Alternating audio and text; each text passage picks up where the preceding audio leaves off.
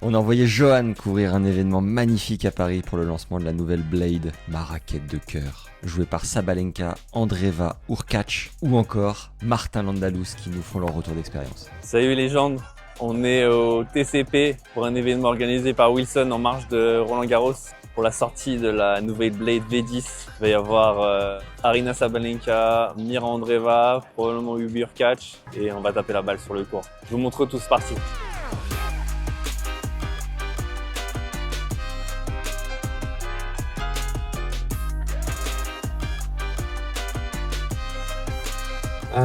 What was your first reaction when you played with it? I loved it. It was very powerful. It was more spin but controlled, and I would say that the depths of the balls were deeper. So yeah, I liked it. Yeah, I feel like the biggest thing is the depths of the balls, which put so much pressure on the opponents, and I felt so much difference. And also in defense, the racket is much more powerful, has more speed and spin, so it's really advantage my game a lot, benefits my game a lot. Sorry. The design is important also for you? Very important. Yeah, I love when you hold something beautiful in your hand, and then on the pictures for your memory you have like some beautiful piece that you probably put a little bit of soul into, and for me it's very important. When I feel confident the way I look, the way my racket look, I play better. It probably sounds ridiculous, but it is how it is. So, no judging, please.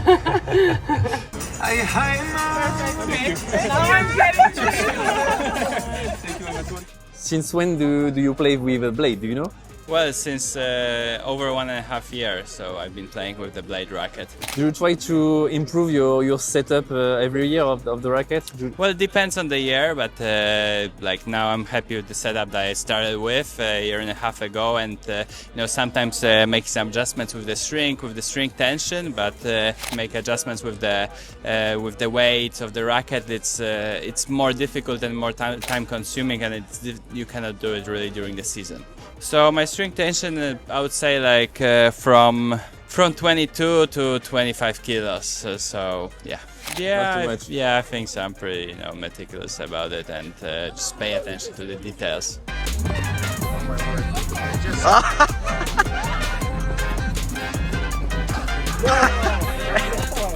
Do you try to improve the setup of your racket every year? Yes, we try to do it as perfect as possible. Sometimes trying to change really different details to make it appropriate for you 100%. Sometimes you make mistakes, but that's part of the process. I think now I'm really close to it, and I'm playing without thinking a lot of what I have to do to put the ball in or to make damage. So I think I'm really close. What is your string tension? I'm playing 23, 22, 21 in clay. I play a little bit lower, and in hard maybe 23.5, 22.5.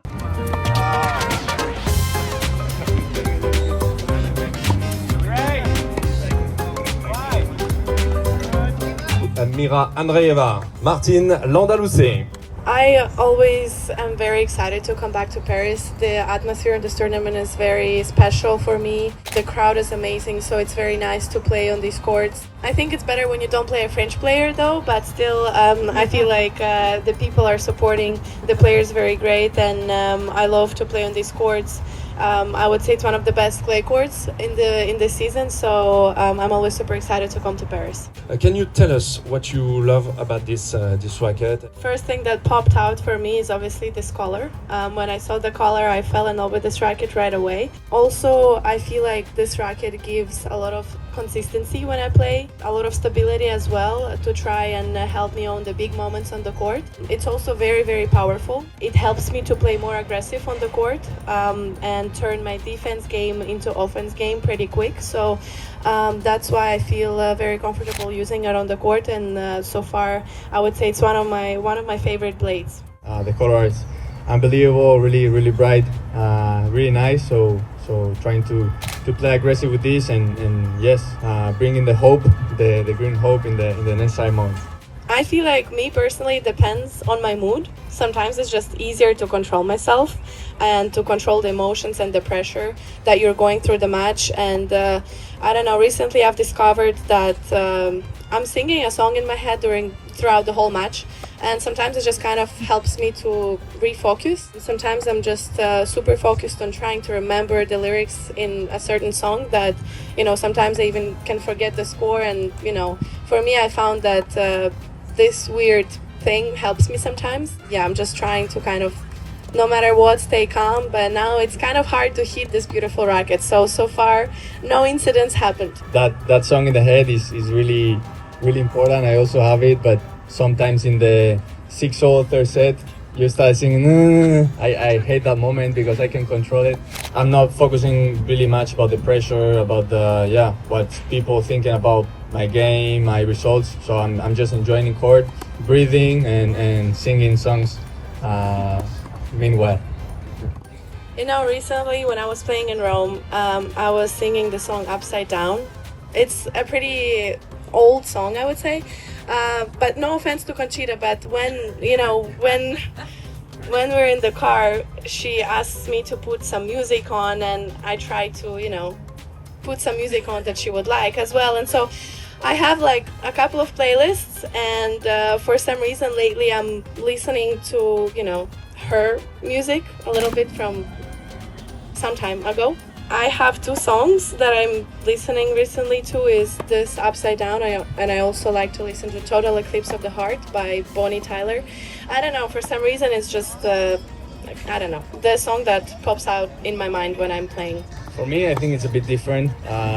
Maybe I'm in the taxi, I listen to any song, and then I'm in the match. Yeah, as I said, 4-0 in the third set, and I start reproducing it. I don't know why. I cannot take it from my head.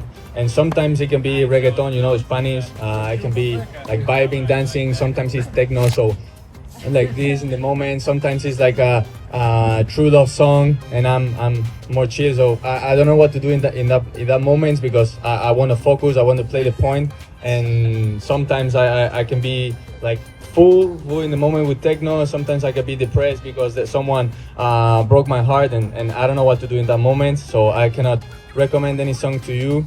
If you have any familiar song, any song you like, it's important to reproduce it, to sing it, but not the way I do it. So the difference between V9 to V10, it's not a revolution, but it's an enhancement of a racket that has always been known for control and the amazing stability and feel that it gives to players. The one thing these players mentioned to us is give me the ability to be more aggressive in certain situations.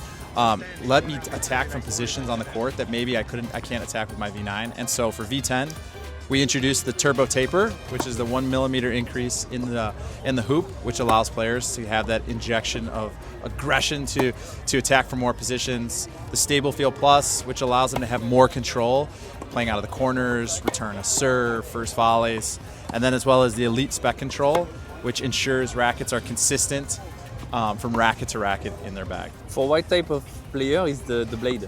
Yeah, the blade is for a tournament player.